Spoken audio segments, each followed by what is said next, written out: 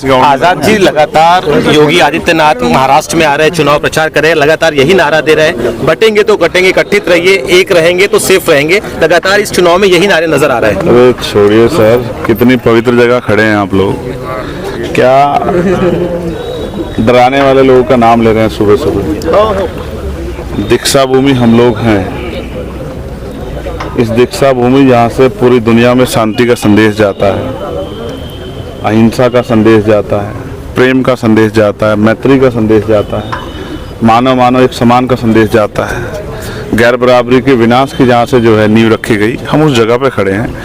और ऐसी जगह पे खड़े होकर आप इस तरह की भाषा का प्रयोग करने वाले लोगों के बारे में पूछोगे तो मुझे इतना ही कहना है कि हमने बहुत लंबे समय की हिस्ट्री पढ़ी है भारत की। जो ताकतवर शासक होता है वो लोगों को ये कहता है जब तक मैं हूँ तो आप घबराना मत। एक आदमी जो 7 साल से मुख्यमंत्री है, जिनकी केंद्र में सरकार है, कई स्टेटों में सरकार है, और वो लोगों से कहता फिरे, तो आप समझिए सिर्फ चुनावी विषय है। वरना बताइए, पुलिस उनके पास है, एडमिनिस्ट्रेशन उनके पास है, पूरी अर्धसैनिक बल उनके पास है, आर्मी जो है प्राइम मिनिस्टर ऑपरेट कर रहे हैं, मीडिया से लेकर सब चीजों पे आज बंदी से दिखाई देती है हक की आवाज उठाते हुए। वो अगर उस पार्टी के लोग ये कहें कि एक रहेंगे, सेफ रहेंगे, कटेंगे बटेंगे, तो ये आप समझना चाहिए कि जो पावर में हो गए कह रहे हैं, तो ऐसी सत्ता क्या मामला है, क्या जरूरत है सत्ता की, जो सत्ता में बैठ के ऐसा कह रहे हैं। आपको याद है क्या कहा गया था 2013 में, एक के बदले 10 सीट लाएंगे, और उन्हीं की भाषा देखो आज क्या कह रहे हैं कि हम अपने घर में सेफ नहीं। आप समझो, उन्होंने जो वादे किए थे जनता से, वो सारे वादे खोखले निकले। अब उनका प्रयास है कि बुनियादी मुद्दों पर चर्चा ना हो तो लोगों को डराओ, और ये डर का खेल इस देश में लंबे समय, जब डर की बात आती है तो रोटी, कपड़ा, मकान, एजुकेशन, हेल्थ, अच्छी सड़कें, बिजली, पानी की व्यवस्था, ये सब चीजें पीछे हट जाती हैं। यानी कि सामाजिक न्याय, लोगों की बुनियादी जरूरतें, सब पीछे, सारे इशू जिससे जनता का जीवन प्रभावित हो, सब पीछे हट जाते हैं। बस एक ही चीज दिखाई देती है, भय। भय कौन खा सकता है किसी को? मैं गारंटी देता हूँ, वो यहाँ खड़े होकर दीक्षाओं पे किसी हिंदू भाई की तरफ कोई आंख उठेगी, हम लोग खड़े हैं। किसी मुस्लिम भाई की तरफ कोई आंख उठेगी, हम लोग खड़े। किसी बौद्धिस्ट भाई की तरफ आंख उठेगी, हम लोग खड़े। हम नहीं है सत्ता में, लेकिन हम पूरे वचन देख कहते हैं अगर किसी पे कोई अन्याय होगा तो अन्याय करने वालों के साथ सीना तान के हम लोग लड़ेंगे और उनकी रक्षा करेंगे। किसी सिख भाई के साथ कोई बात होगी, किसी क्रिश्चियन भाई के साथ कोई बात होगी, किसी जैन भाई के साथ कोई बात होगी, हम लोग खड़े हैं। हम अम्बेडकराइट हैं, we the people of India. हम भारत के लोग हैं और हम भारत के अंतिम व्यक्ति के साथ खड़े हैं। तो क्यों डरे कोई? मैं पावर में नहीं हुआ, अगर मैं पावर में होता तो उत्तर प्रदेश के अंतिम व्यक्ति से कहता कि अगर आपको कोई डराने काम करे तो मुझे बता देना, उसको मिट्टी में मिलाने का काम संविधान के जरिए चंद्रशेखर आजाद करेगा। और वो क्या कह रहे हैं? डर जाओ, डर जाओ। उत्तर प्रदेश संभल नहीं रहा है। 3 दिन से बच्चे और बच्चियां यूपी पीसीएस की जो तैयारी कर रहे हैं, लोक सेवा आयोग के बाहर अपनी समस्याओं को लेके सड़क पे, और बेटियां हैं, बेटियां जिनकी पूजा करते हैं भारतीय जनता पार्टी के लोग, नारा देते हैं बेटी बचाओ बेटी पढ़ाओ, वो सड़कों पे लेटी हुई हैं।